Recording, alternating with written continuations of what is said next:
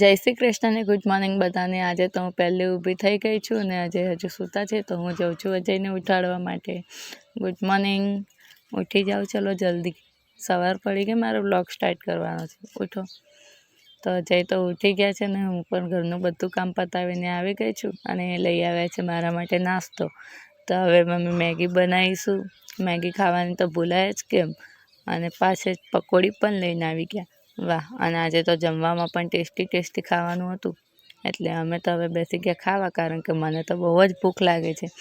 એટલે હવે જમીને હું ઘડીક બહાર આંટો મારવા આવી તો આ શું, મેઘરાજાએ તો ઘનઘોર વાદળા પથરાયા હતા, જાણે હમણાં વરસી પડશે। અને એટલામાં હું આવી ગઈ બહાર, એટલે ભૂલકાઓ પાસે। બહાર તો નાના નાના ટેણિયા એ મસ્ત રમતા હતા અને ભાભી રસોઈ કરતા હતા। એટલામાં તો અજયને બજાર જવાનું થઈ ગયું, એટલે અજય નીકળી ગયા બજાર જતા। અજયને બજાર જતા જોઈને મને પણ જવાનું મન થયું, પણ લઈ જાય કોણ, એટલે હું મન મારીને આવી ગઈ બગીચામાં। બગીચામાં આવીને જોયું તો એક સરસ મજાનું ચીકુ લાગી ગયું હતું ને બીજા ફૂલ પણ આવી ગયા હતા। આ શું, આટલા બધા માળા કોના હશે? કોમેન્ટ જરૂરથી કરજો। અને બગીચામાં જઈને હું ફરી પાછી મંડી પડી નાહવા માટે। હવે નાહવા જવાનું તો રહી જ ગયું વાતોમાં, એટલે હું જાઉં છું નાહવા। ઘણા ટાઈમથી હેર વોશ કર્યું નહોતું એટલે હેર બહુ ડ્રાય થઈ ગયા હતા। હવે હું લઈ લઉં મારું મસ્ત મજાનું ફેવરેટ શેમ્પૂ। આ શેમ્પૂ મારું બહુ ફેવરેટ છે હો, આનાથી સ્મૂથનિંગ ને સ્ટ્રેટનિંગ બંને થઈ જાય છે, એટલે હું જાઉં છું નાહવા। નહીં ધોઈને હું હવે રેડી થઈ ગઈ છું, એટલે હવે હું જઈશ હેર ડ્રાય કરવા માટે। હેર ડ્રાય થઈ જાય પછી જઈશ રેડી થવા માટે, કારણ કે આજે અમારે જવાનું છે બહાર, અને બહારનું મોસમ જોઈને લાગે છે કે હમણાં બહાર જવા જ નહીં મળે, વરસાદ હમણાં આવી જશે। પણ તો પણ હું જેમ તેમ કરીને હેર સૂકવવા માટે આવી ગઈ, અને હવે હું રેડી થઈ જઈશ। જો આ મારો ખજાનો ખોલી દીધો મેં, અને હવે પહેલાં હું લગાવી લઈશ સીરમ, કારણ કે સીરમથી મારા વાળ ખૂબ જ સુંદર થાય છે। અને અમે બંને હવે રેડી થઈ ગયા છે બહાર જવા માટે।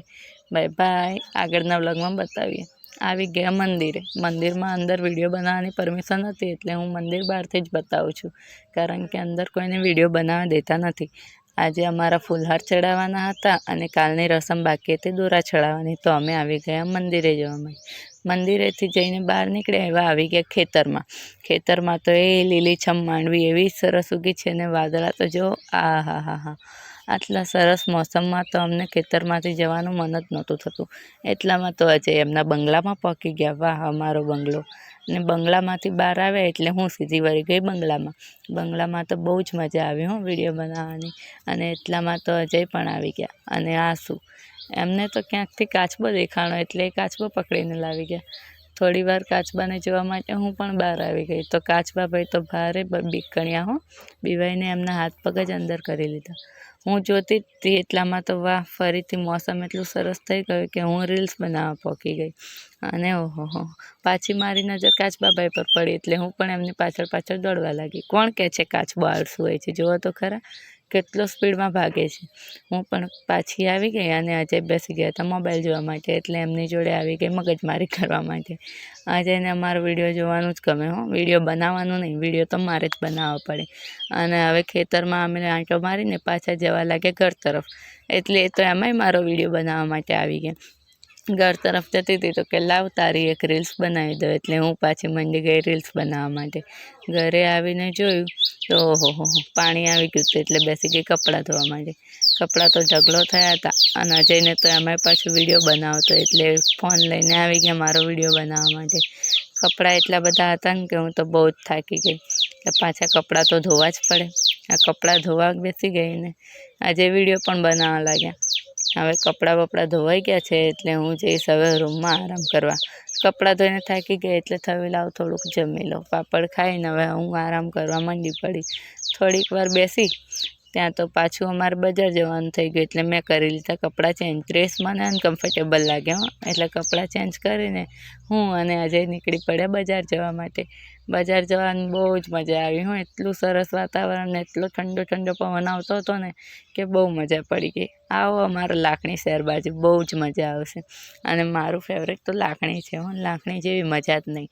હવે બજાર પહોંચી ગયા એટલે પછી પકોડી ખાધા વગર તો કેવી રીતના જવાય, પકોડી ખાવા તો આવું જ પડે ને, એટલે પકોડી ખાવા આવી ગયા। આ જો બજારનો નજારો, અને એટલામાં હું વિડીયો બનાવતી હતી એટલામાં તો પછી મારી પકોડીની ડીશ પણ આવી ગઈ, એટલે મેં ખાઈ લીધી પકોડી। વાવ ટેસ્ટી છે હો, બહુ જ મસ્ત પકોડી અને એકદમ સ્પાઇસી. એટલામાં હવે લઈ લીધી કોરી પકોડી અને પછી પાછા જવા લાગ્યા ઘર તરફ જતા તો પાછું મને બાઇક હાંકવાનું મન થયું એટલે આજે આપી દીધી બાઇક અને બેસી ગયા પાછળ. આજે તો એ મોસમનો મસ્ત નજારો જોવા લાગ્યા અને મારો વિડીયો પણ બનાવવા લાગ્યા. વિડીયો બનાવતા થોડીક રીલ્સ બનાવી, વ્લોગમાં લીધા અમુક શોર્ટ્સ અને બહુ જ મજા આવી. મને બાઇક હાંકવાનો બહુ ભારે શોખ હો, પણ મને આવડતી નથી એટલે હું એકલી કોઈ દિવસ બાઇક નથી હાંકતી. અને આજે એનું કહેવું તો એમ છે કે જો તને એકલી બાઇક હાંકતા આવડી જાય ને તો તું બાઇક ઘરે રાખે પણ નહીં, એટલે એ મને શીખવાડતા પણ નથી. પણ હા, થોડી ઘણી ચલાવવા આપી દે એટલે બહુ થઈ ગયું. હું બાઇક હાંકતા હું તો એ મસ્ત મોસમનો નજારો જોવા લાગી ને મસ્ત એન્જોય કરી અને ઘર તરફ જવા લાગ્યા. ધીમે ધીમે બાઇક હાંકતી ગઈ ને સડસડાટ પવન આવતો હતો અને વાદળા તો એવા ઘનઘોર થયા હતા. હવે ઘર આવી ગયું એટલે પાછા ભાભી રસોઈ કરવા બેઠા એટલે હું પણ એમને મદદ કરવા પગી ગઈ. ત્યાં તો વાતાવરણ પાછું વરસાદના છાંટા આવવા લાગ્યા અને હું દૂધ પીવા લાગી. દૂધ પીને પછી મન થયું કે લાઈ ભાભીને થોડી મદદ કરાવી દઉં, એટલે પાછું દૂધ પીવા લાગી. દૂધ દોવાઈ ગયું હતું એટલે હવે ડેરીમાં ભરાવા જવાનું હતું એટલે અજય કે લાવ હું પણ જઈને આવું. અજય ડેરીમાં ગયા અને હું દૂધ પીને અને બનાવવા લાગી રોટલી. હવે રોટલી બનાવતા પાછા ભૂલકાઓ આવવા લાગ્યા અને માખીઓએ તો ઓહો ઉપાડો લીધો હતો. એટલી માખીઓ આવે ચોમાસામાં નહીં, ભૂલકું તો આવીને તરત રોટલી માંગવા લાગ્યું. એટલે મેં હવે ફટાફટ રોટલી બનાવવાનું ચાલુ કરી દીધું, કારણ કે હવે આમાં નાના છોકરાઓ છે એટલે પછી ભૂખ એમને જલ્દી લાગી એટલે વહેલું રાંધી દેવાનું. અને ચોમાસામાં તો લાઇટનું કોઈ ઠેકાણું હોય જ નહીં એટલે અમે આમ પણ ચોમાસામાં વહેલા જ રાંધી દઈએ. એટલે હું ફટાફટ બનાવવા લાગી રોટલી બનાવતા મને ભારે કંટાળો આવતો કારણ કે માખો બહુ આવતી હતી અને મને બહુ જ કંટાળો આવતો હતો. પણ શું કરીએ, રોટલી તો બનાવવી જ પડે ને, નહીં તો ભૂખ્યા સૂવું પડે. એટલે હું ફટાફટ બનાવવા લાગી રોટલી. અને મેં અજયને રોટલી બહુ ભાવે, એમને બાજરીના રોટલા ઓછા ભાવે. રોટલી બનાવવાનું પતાવીને હવે પછી અમે જતા રહ્યા જમવા. તો રોટલી, શાક, છાશ, દૂધ, ઘી ઘણું બધું ખાવાનું હતું એટલે મજા પડી ગઈ. અને પછી અમે તો આવી ગયા જમવા માટે. જમીને પછી અમે બહુ ભૂખ લાગી હતી એટલે જમવાનું પહેલાં કરી દીધું અને જમીને પછી વ્લોગ એડિટ કર્યો. એડિટ કરીને પછી અમે ઊંઘ આવતી એટલે સૂઈ ગયા. બાય.